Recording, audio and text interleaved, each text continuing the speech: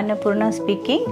I am a consultant Gynaec Oncologist working at Shankara Cancer Hospital. Today I am going to talk on a new procedure called PIPAC, which is used for ovarian cancers. So I will brief you as to where it is used, when it is used, and how do we do it, and what is it that you are going to get out of all this procedure.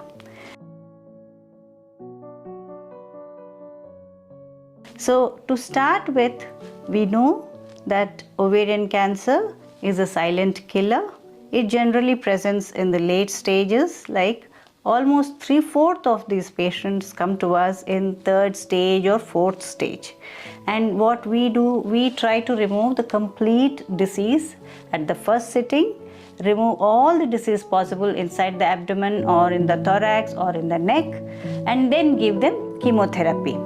So once the chemotherapy is given, they are put on follow-up every 3 months with either CA-125 or ultrasound imaging. And once the person gets the disease again, which is quite common in these cases, and we see approximately 50 to 80% of these cases who get operated and then get chemo come back to us with disease.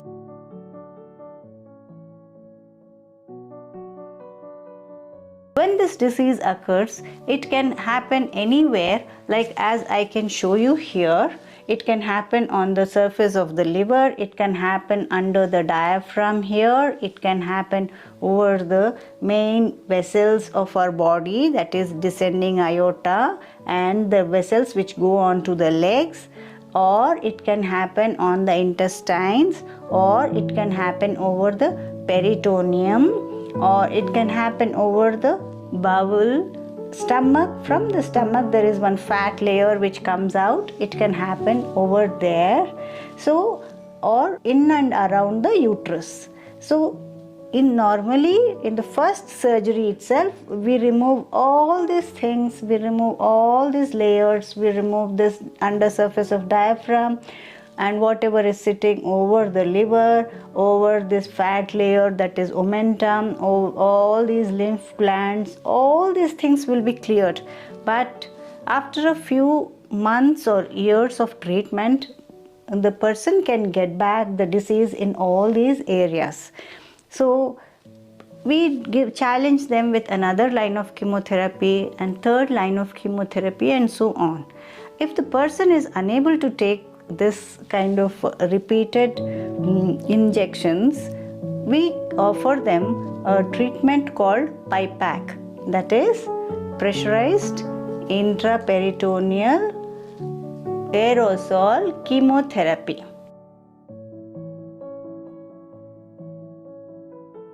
So what we do here is, whenever the disease comes repeatedly inside this area of the abdomen, not in the thorax, not in the legs, over the lymph glands in this area, but confined to this particular part and causing repeatedly what we call obstruction of the intestines. That means a person is unable to eat and pass motion regularly.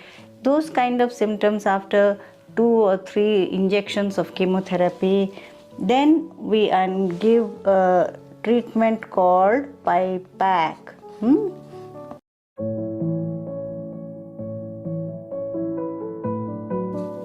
PIPAC is pressure. Under pressure, what we do is intraperitoneal. That means in this area, inside the abdomen, we inject aerosol. That means normally, as you are aware, chemotherapy is given in a fluid.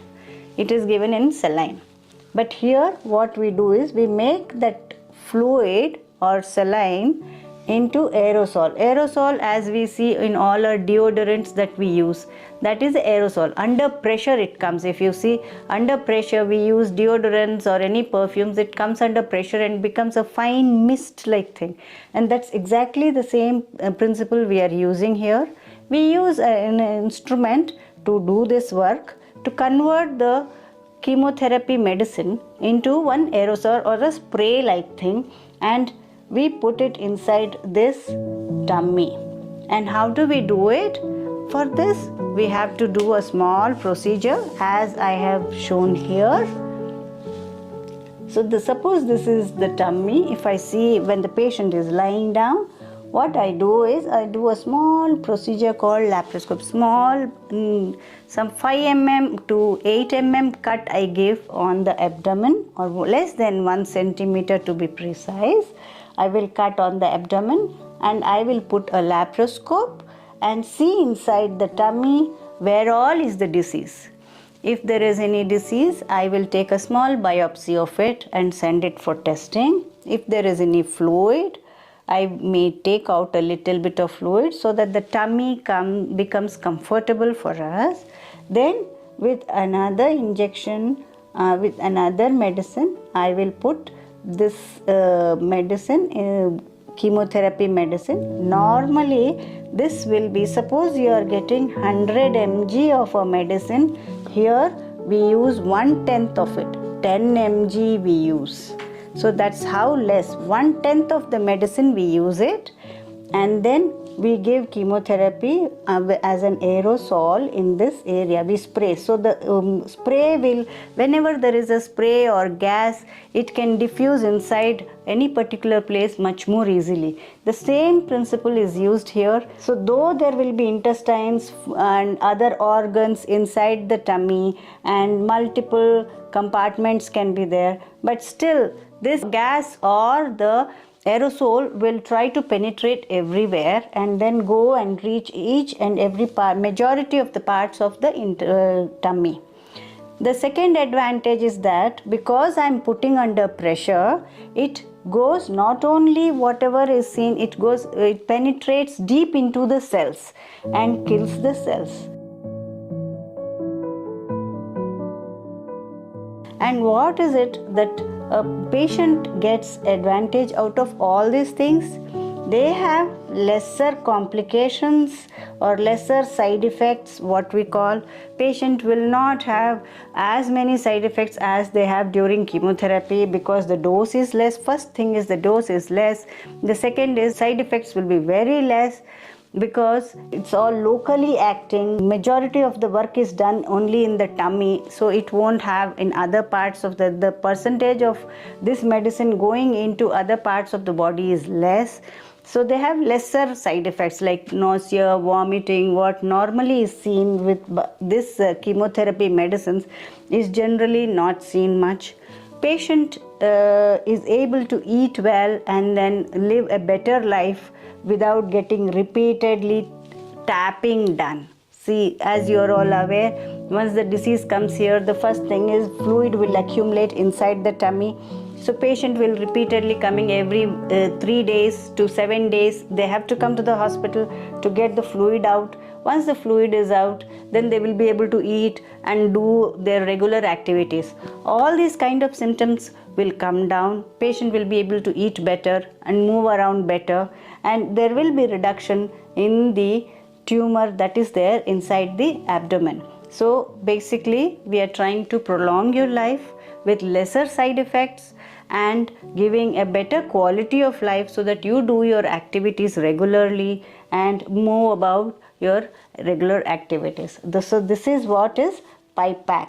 PIPAC is done in our hospital by me because I am trained to do this, and this procedure is done for advanced ovarian cancer patients who have received 2 or 3 lines of chemotherapy and having lot of side effects, and still disease is there and patient is coming repeatedly for hospital for tapping or unable to eat, getting admitted. So those kind of patients do well this procedure.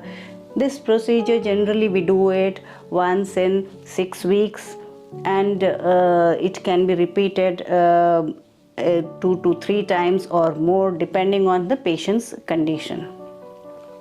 So this is a new treatment that has come and much better tolerated, much well received by the patients, so that they are able to do their regular activities in life. Thank you.